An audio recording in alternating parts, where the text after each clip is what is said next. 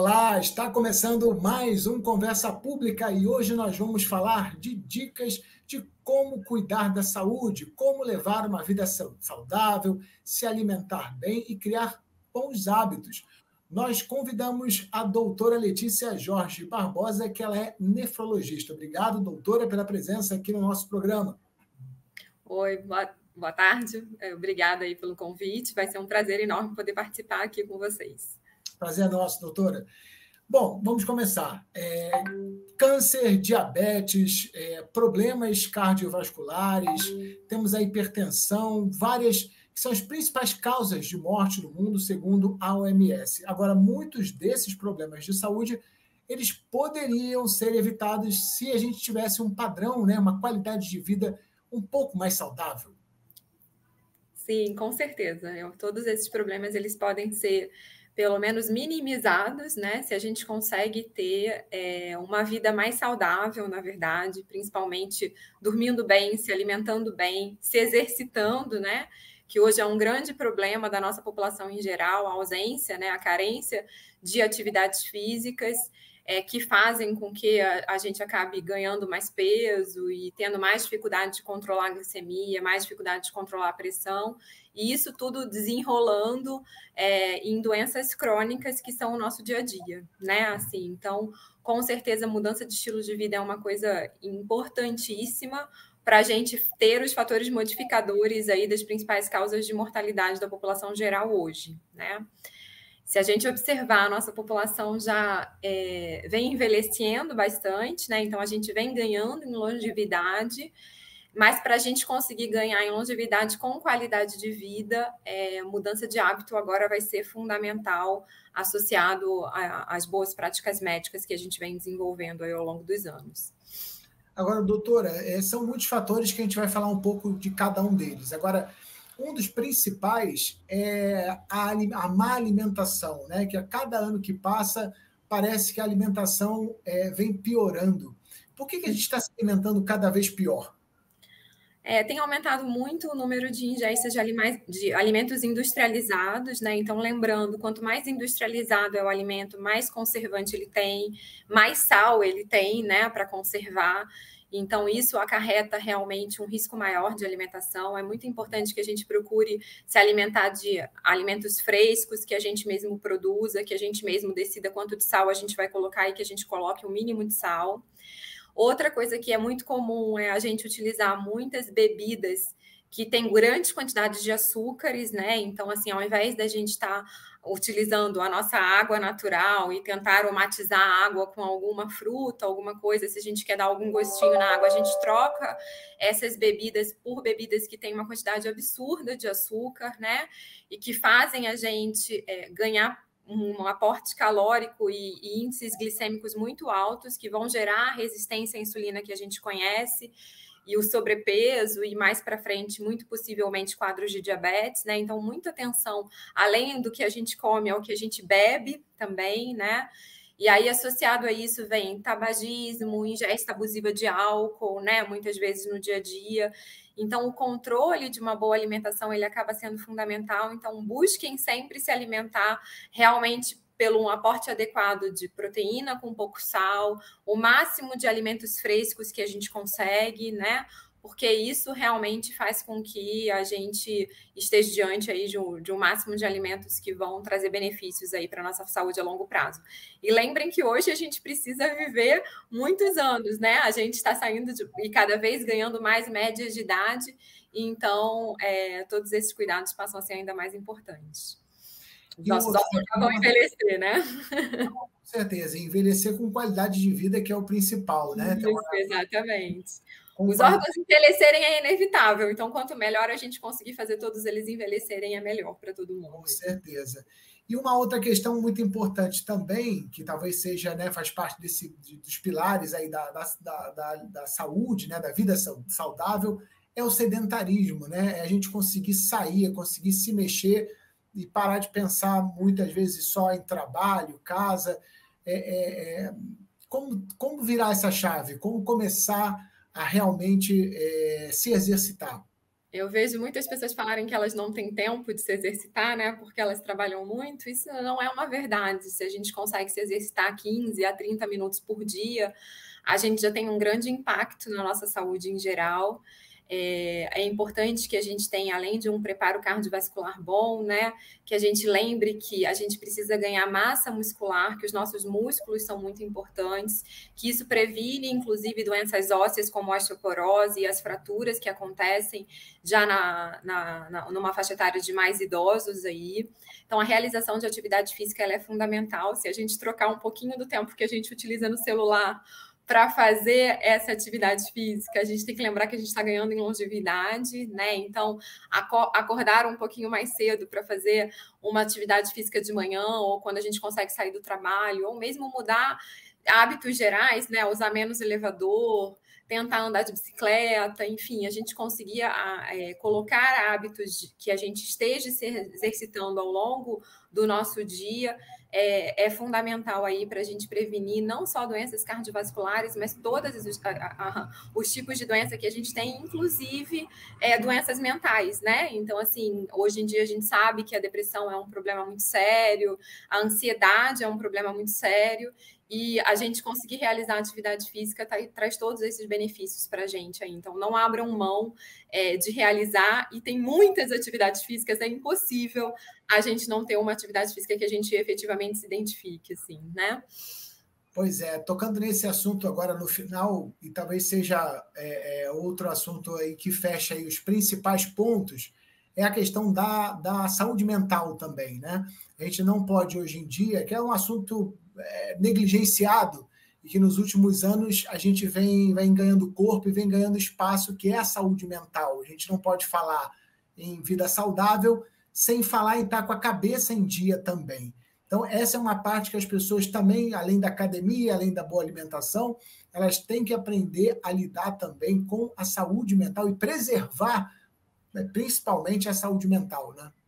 Eu concordo plenamente com você, e aí eu acho que alguns aspectos a gente precisa prestar muita atenção, né? O trabalho ele é uma parte muito importante da nossa vida, mas a gente precisa ter os nossos momentos de desconexão com ele. Então, eu acho que a atividade física é um caminho da gente conseguir desconectar e limpar a nossa mente, de certa forma, né? Além disso, uma das coisas que eu recomendo muito para os meus pacientes, que às vezes acham que eu estou brincando, mas eu não estou brincando, são técnicas de aprender a respirar, de aprender a meditar. A gente sabe que essas técnicas, elas ajudam a gente, inclusive, a controlar a pressão arterial, né? E a gente consegue controlar as nossas emoções na hora que a gente faz isso.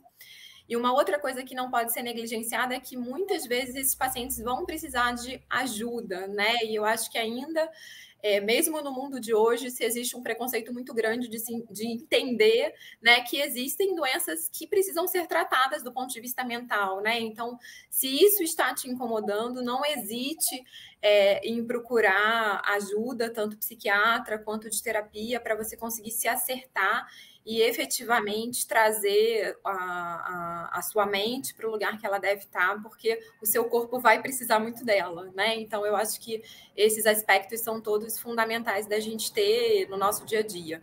Além dos nossos momentos de lazer, de curtir a nossa família, de curtir os nossos amigos, tudo na nossa vida precisa estar muito bem planejado e dividido aí para nossa mente estar saudável, assim como o nosso corpo, né? Uma das maiores dificuldades no ser humano, às vezes, é realmente mudar um hábito, né? É mudar, conseguir inserir algo na vida, no cotidiano. Pelo que a senhora vê nos seus pacientes, o que é mais difícil de vencer essa barreira, de entrar numa academia, de começar uma dieta, de passar a se alimentar melhor? Qual é a principal dificuldade? Quais são as alegações dos seus pacientes no dia a dia? Eu acho que as duas principais dificuldades são de incluir a atividade física, né, no dia a dia e na rotina. E eu sempre costumo brincar, né, se a gente vence o primeiro mês, a gente tem uma grande chance de daí para frente conseguir efetivamente fazer isso, né? Eu acho que um dos grandes problemas de mudança de hábito é que a gente não vai ver o efeito agora, a gente só vê o efeito lá na frente. Então, a gente precisa de uma resiliência muito grande para conseguir cumprir isso. E essa é sempre a forma que eu tento colocar para os meus pacientes, né? É muito difícil as pessoas entenderem que o que a gente está falando vai mudar a vida delas daqui a 10 anos, porque a tendência do ser humano é querer o benefício imediato, e imediato a gente não consegue lidar. Mas hábito é hábito, né, gente? Então, todos os dias a gente levanta e escova os dentes por hábito. Então, se todos os dias eu realizo atividade física, aquilo passa a fazer parte da minha vida, da minha rotina, e eu consigo fazer isso. E a mesma coisa acontece com a alimentação, né? Se a gente observar, as pessoas, por exemplo, que são muito apaixonadas por doce, na hora que elas começam a restringir o doce, mais para frente elas começam a achar muito doce aquilo que elas comiam para trás, né? Então, assim, na hora que a gente consegue ir mudando a nossa rotina, introduzindo diferentes alimentos e diferentes formas de confeccionar o alimento, quando a gente passa a comer o que a gente comia anteriormente, a gente sente diferença. Isso é muito comum para o sal também, né? Na hora que a gente tira o sal da dieta, é muito estranho, e depois quando o paciente que já está acostumado a comer com menos sal, ele vai comer uma comida muito salgada, ele vai notar que aquilo ali não era o que ele... não é mais o que ele está acostumado, né? E aí ele já perde o paladar da comida porque a comida está muito salgada. Então, eu acho que realmente a principal palavra aqui é persistir, né? A gente tem que insistir naquilo que a gente efetivamente acredita para o paciente, e sempre orientando isso, né? A gente precisa pensar realmente a longo prazo, porque hoje o ser humano vive muito mais do que ele já viveu anteriormente. Então, obviamente, os nossos cuidados precisam também mudar, né? E a questão é viver mais e com qualidade de vida, não é? Com certeza, né? Só vale a pena a gente viver mais se a gente tem a nossa independência, se a gente tem a nossa qualidade de vida e se a gente está vivendo com saúde, né? Eu acho que são os principais. Sim. Agora, em relação à alimentação, a senhora tem alguma dica para quem está querendo mudar a alimentação? Como se desapegar das comidas calóricas, gordurosas? O que fazer no dia a dia para poder inserir esses hábitos saudáveis? Então, eu acho que aqui o suporte nutricional ele acaba sendo muito importante, né, da gente entender que é totalmente possível, por exemplo, eu substituir um doce por uma banana com canelazinha só, que vai aliviar a nossa vontade de comer doce, por exemplo, no final de uma refeição. Se a gente, no final da refeição, toma só um cafezinho e abre mão do doce, isso também alivia a nossa vontade de comer doce. Escovar os dentes pós todas as refeições fazem também com que a gente entenda que acabou, né, o que a gente deveria ter para comer, né, naquele momento. E, então, todos esses ajustes são muito importantes, e principalmente, né, a gente parar de usar o argumento assim, eu tenho que comer industrializado porque eu preciso comer rápido, porque eu não tenho tempo de me alimentar. Então, é tentar justamente dentro da nossa dieta a gente começar a minimizar tudo que for industrializado para a gente conseguir efetivamente substituir pelos nossos alimentos frescos aí, que vão ter uma qualidade maior, né? Cozinhar sem sal, deixar uma pequena quantidade de sal só para colocar efetivamente no prato de comida. Isso é o que eu estou falando, né? Aos poucos a gente vai se habituando e estranhando o paladar tão salgado. Eu mesma, hoje em dia, não consigo comer comida muito salgada, né? Porque você se habitua a tirar aquilo. E hoje em dia, quando eu como, eu acho que estraga, né, a comida, o gosto forte do sal. Então, todas essas técnicas ajudam bastante. E também, assim, o temperinho, né? Eu vou comer bastante salada, então lembrar que aí eu posso botar um limão misturado, né? E aí buscar técnicas aí. E aí a gente tem um monte de receita na internet, gente, que dá para ajudar bastante a gente, para a gente confeccionar a alimentação mais saudável que a gente deseja. E aí existe também um argumento, né, de quem está nessa luta de fazer dieta, de que fazer dieta, de que comprar produtos de vida saudável está associado ao preço, é mais caro, né? Fazer dieta é caro. Isso é mito? Explica um pouquinho em relação a isso. Isso é um pouco de mito também, né? Às vezes, se a gente for olhar, as comidas industrializadas também são super caras, né? Então, assim, se você vai comprar leite ninho com Nutella para fazer seu doce, ele também é super caro. Vai sair mais barato você comprar uma frutinha, por exemplo, né? E um pouco de canela para misturar com isso. Então, na verdade, eu acho que é um argumento que simplifica muito e não é a justificativa principal, né? Então, é possível a gente se alimentar bem, sem precisar estar gastando rios de dinheiro, né? Eu posso comer meu arroz com feijão normal, se eu estou garantindo as quantidades adequadas, se eu estou cozinhando aquilo ali sem sal e efetivamente fazendo a dieta equilibrada que a gente precisa, né? Então é mais um mito que as pessoas colocam como um grau de dificuldade de fazer o caminho que a gente deveria, porque a gente está acostumado a ficar do outro lado, né? Ou às vezes é uma desculpa que a gente coloca também para desculpa para a gente comer o que a gente quer, né? Assim. Que é bem mais caro. E aí eu vou gastar o meu dinheiro lá no fast food, por exemplo, né?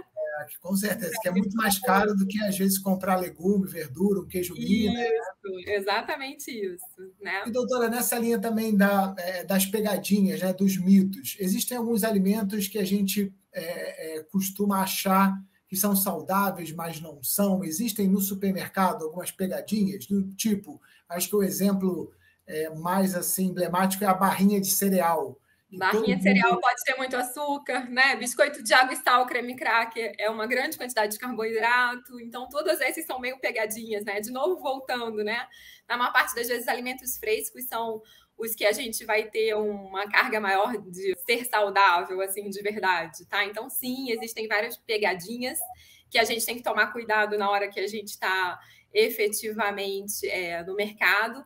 Eu, particularmente, não gosto de demonizar assim, nenhum alimento, né? Eu acho que o mais importante é a gente ter equilíbrio em tudo, mas o que a gente mais deve evitar mesmo são alimentos muito ricos em açúcares, esses alimentos industrializados e ricos em sal, esses são os que a gente efetivamente deve evitar, e o restante comer de forma equilibrada, né? É claro que tudo na nossa vida depende de quantidade e a alimentação também vai depender um pouco de quantidade, né? A gente não pode deixar que a nossa ansiedade queira alimentar a gente, porque isso é uma coisa muito comum, né? A gente não está controlando a nossa ansiedade, a gente quer descontar na comida. Então, de novo aí, por isso que a gente está com a nossa mente trabalhada é muito importante nesse esquema todo, até para a gente conseguir limitar todas as áreas do nosso corpo que a gente precisa. A nefrologia é uma área que cuida da parte da saúde renal, né? Eu queria que a senhora explicasse a importância da gente se preocupar com os rins. Bom, então vamos lá. Na verdade, os rins são órgãos vitais, né? Responsáveis por fazer a filtragem do sangue, responsáveis por fazer o controle da pressão arterial. Eles produzem hormônio para evitar que a gente tenha anemia e que a gente tenha doenças ósseas, né? Então, eles são órgãos que participam de toda a fisiologia do nosso corpo.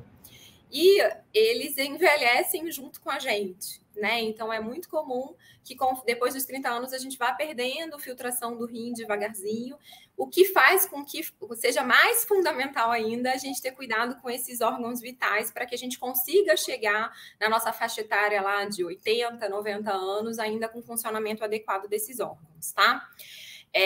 Então, eu acho que essas são as características principais. Eles são órgãos que dependem de tudo que a gente já falou, né? Eu preciso ter uma pressão arterial controlada, a dieta controlada, o peso controlado, tudo isso ajuda ao rim a trabalhar bem. Um outro aspecto que eu sempre gosto de destacar muito com os pacientes, a gente deve evitar muito automedicação, né? Então, é muito comum a gente ir na farmácia comprar remédio e achar que a gente pode tomar todos os remédios que estão expostos lá na farmácia sem nenhum problema, principalmente medicamentos para dor, como anti-inflamatórios, né? Esses remédios são muito lesivos para o rim, principalmente em pacientes que já têm uma filtração alterada. E aí, como eu falei, com a idade a gente perde filtração, os idosos estão nesse grupo. E os idosos são justamente a população que mais tem dor e que acabam mais se expondo a esse tipo de automedicação. Então, evitem a automedicação e se preocupem no check-up de vocês, de ver como o rim está, porque muitas vezes, como o rim é um órgão silencioso, ele é esquecido, né? A gente pergunta muito do coração, como meu coração tá bem, não tá bem, mas a gente não lembra de perguntar como os rins estão. E se o rim não estiver bem, o seu coração não vai estar bem, né? Então, eu acho que esses são pontos principais aí dos cuidados com o rim, né? Para a gente não esquecer de nada disso na hora que a gente está fazendo o nosso acompanhamento aí, pensando efetivamente em ter uma medicina preventiva, né? Que é o que a gente precisa fazer hoje mais do que nunca, né? E faltou eu falar do diabetes também, né? Eu falei um pouco da dieta, do controle, mas hipertensão e diabetes são os dois principais vilões contra os rins, né?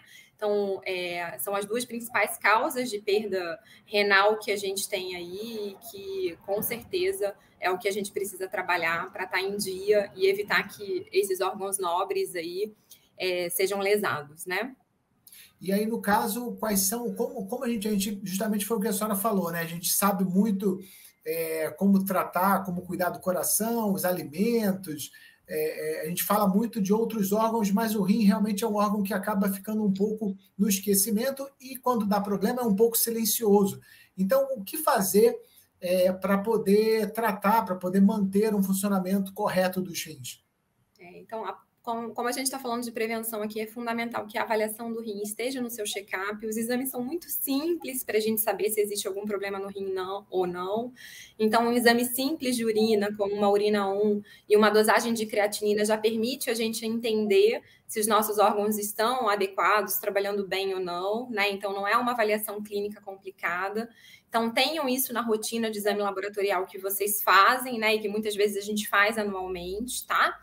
E se existe algo alterado, ou se você tem esses fatores de risco que eu estou falando, né? Pressão alta, diabetes, algumas doenças autoimunes como lúpus, aí dobre a sua atenção com o rim e qualquer alteração que você tenha, procure mesmo um médico nefrologista, né? Um médico que compreenda bem o funcionamento do rim, para que ele comece a fazer o acompanhamento adequado e que ele consiga prevenir a sua perda de função renal a longo prazo, né? Quanto antes a gente chega no médico para tomar as medidas que devem ser tomadas para essa prevenção, menor o nosso risco de ter a evolução desfavorável, que seria a perda renal e a necessidade da substituição renal com terapias como diálise e transplante, né?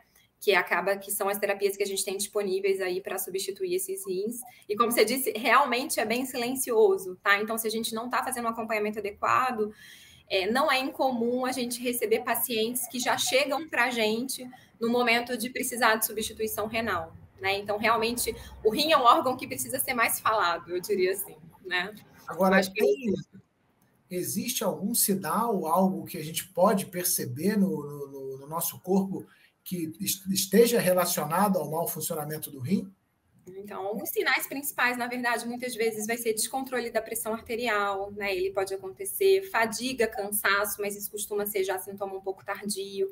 Ter inchaço pelo corpo, né? Então, na hora que a gente tem inchaço pelo corpo todo, uma das coisas que a gente precisa investigar é se existe ou não existe um problema no rim. Alteração urinária, né? Então, de repente, eu começo a acordar muito à noite para urinar, não era um padrão que eu mantinha, então isso é uma coisa que precisa ser um sinal de alerta e pode ser um dos principais sintomas de que seu rim não está trabalhando bem, né? Tudo isso pode estar acontecendo ao mesmo tempo e passar efetivamente despercebido, tá? Então, são sinais que a gente presta atenção aí no aspecto geral, mas não se esqueçam que, além desses sinais, os exames são muito importantes, né? Porque pode ser que com os exames a gente flagre esse problema antes de qualquer outro sinal aparecer, tá? Agora, existe uma outra questão que é muito debatida, e aí tem várias opiniões, várias frentes de opinião, que é a questão do consumo da água, né? Uns falam que tem que consumir 2, 3 litros de água, outros dizem que água é só quando tem sede. Afinal de contas, a gente precisa realmente beber água sem vontade, a gente precisa ter essa quantidade certa por dia de ingestão de água. Esse assunto é bem controverso, na verdade, né? Porque, assim, na verdade, depende muito da doença que o paciente tem e de quem é o doente. É fundamental que a gente esteja hidratado, tá? Isso é fundamental para qualquer funcionamento, para o funcionamento não só dos rins, como para o funcionamento do organismo geral, tá? Então, é importante que a gente se mantenha hidratado ao longo do dia, né? E aí vem essa recomendação de mais ou menos, pelo menos, 2 litros de água por dia. Isso vale para a maioria das pessoas e vale para a maior parte do que a gente tem disponível aí. Então, eu recomendo que sim, você se preocupe em estar hidratado e principalmente preste atenção, porque a sede é um mecanismo de defesa para manter a gente hidratado, mas, por exemplo, os idosos, eles perdem muito do sensor de sede e por isso eles têm mais risco, inclusive, de desidratação, tá? Então, é um aspecto que a gente tem que prestar atenção, sim. Mas existem alguns paradoxos aí nessas histórias todas, porque, por exemplo, o paciente que já perde muito a função do rim, que já está inchando porque o rim não trabalha direito, muitas vezes a gente precisa restringir a água dele, né? Então, por isso que eu falo que às vezes é importante o seu médico te conhecendo, passar as orientações de hidratação que são mais adequadas para você, né? Principalmente se você tem algum problema de saúde. Se você não tem nenhum problema de saúde, eu te diria que sim, beba mais água, e água é bom.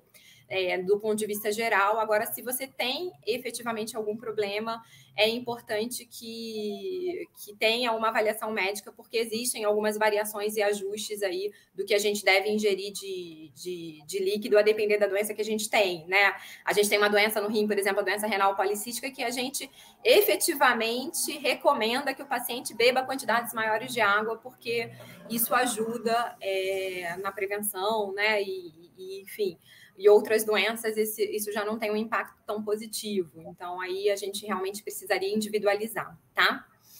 Tá bom, doutora. A conversa pública, infelizmente, está chegando no final. Queria agradecer a sua presença aqui no programa. Eu que agradeço. Muito obrigada aí para todo mundo. Espero ter ajudado, né? Ajudou sim, com certeza.